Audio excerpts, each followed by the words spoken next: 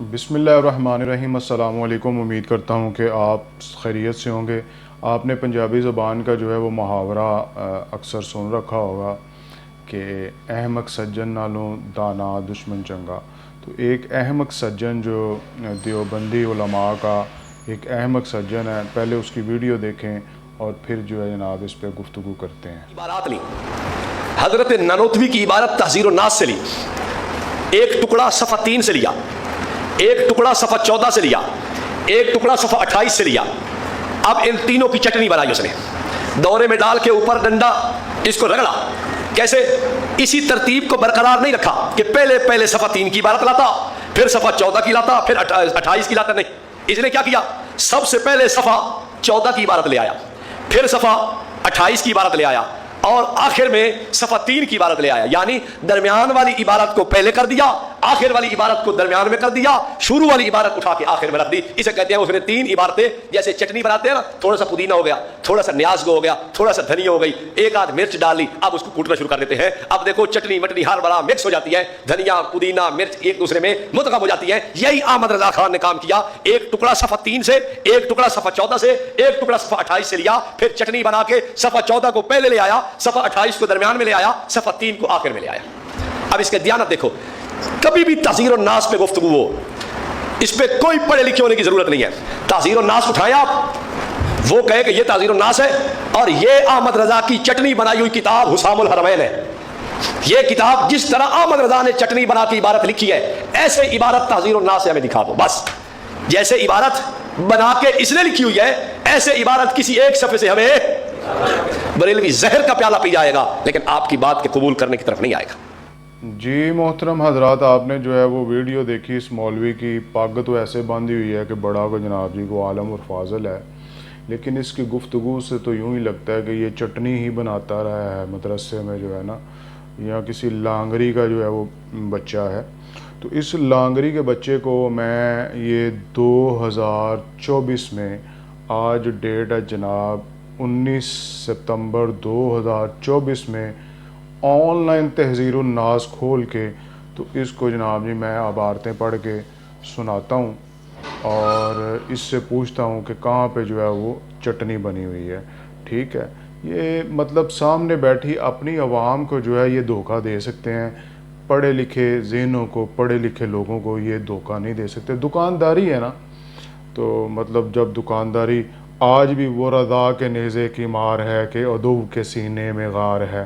وہ اعلیٰ حضرت فرماتے ہیں نا، کل کے رضا ہے خنجر خونخوار برق بار، آدھا سے کہہ دو خیر منائیں نہ شر کریں، کہ مطلب بعد آ جاؤ، رضا کا جو ہے نا یہ قلم نہیں ہے، نیزہ ہے۔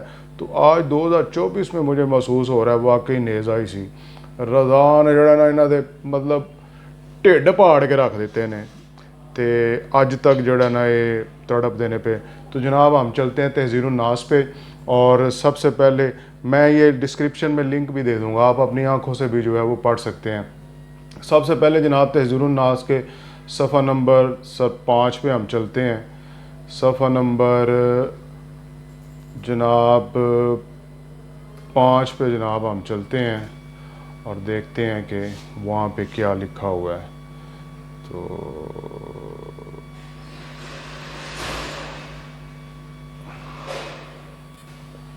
جی جناب، یہ صفحہ نمبر 5 میرے سامنے ہے اور میں یہ ڈسکرپشن میں بک جو ہے وہ PDF فارم میں آپ کو دے دوں گا، اور میرے پاس ویسے بھی ایک رسالی 40 صفحوں کی رسالی ہے میرے پاس موجود بھی ہے، مطلب ہارڈ کاپی بھی موجود ہے اور بہت پرانی میں نے خریدی ہوئی ہے۔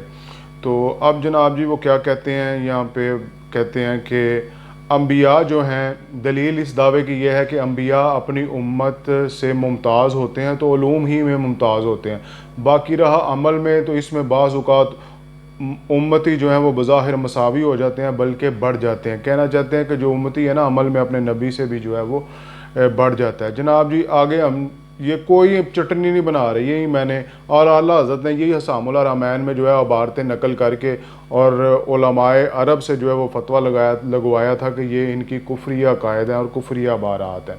اب جناب جی چلتے ہیں ہم صفحہ نمبر 14 پہ، مولوی چٹنی کو ہم دکھاتے ہیں کہ صفحہ نمبر 14 پہ کیا ہے۔ تو جناب جی صفحہ نمبر 14 پہ ہے کہ اگر بائیمانی تجویز کیا جائے جو میں نے عرض کیا تو آپ کا خاتم ہونا انبیاء گزشتہ ہی کی نسبت خاص نہ ہوگا، بلکہ اگر بالفرض آپ کے زمانے میں بھی کہیں اور کوئی نبی ہو جب بھی آپ کا خاتم ہونا بدستور باقی رہتا ہے۔ اب وہ کہتا ہے کہ اگر حضور صلی اللہ علیہ وسلم خاتم النبیین ہیں، ان کی ختم نبوت کے باوجود اگر کوئی اور نبی بھی آ جاتا ہے تو خاتمیت محمدی پہ جو ہے وہ کوئی فرق نہیں پڑتا۔ یہ جناب جی تحذیر الناس کا صفحہ نمبر جناب جی 14 ہے۔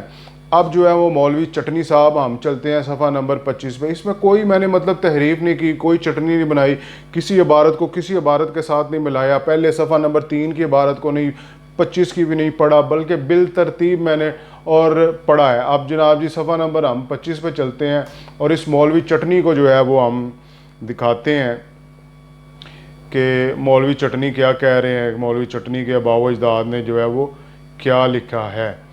جناب جی آگے چلتے ہیں، کہتا ہے کہ آپ کی افضلیت ثابت ہو جائے گی اگر بالفرض بعد زمانہ نبوی صلی اللہ علیہ وسلم کوئی نبی پیدا ہو تو پھر بھی خاتمیت محمدی میں کچھ فرق نہ آئے گا، چہ جائے کہ آپ کے معاصر کسی اور زمین میں یا فرض کیجئے اسی زمین میں کوئی اور نبی تجویز کیا جائے۔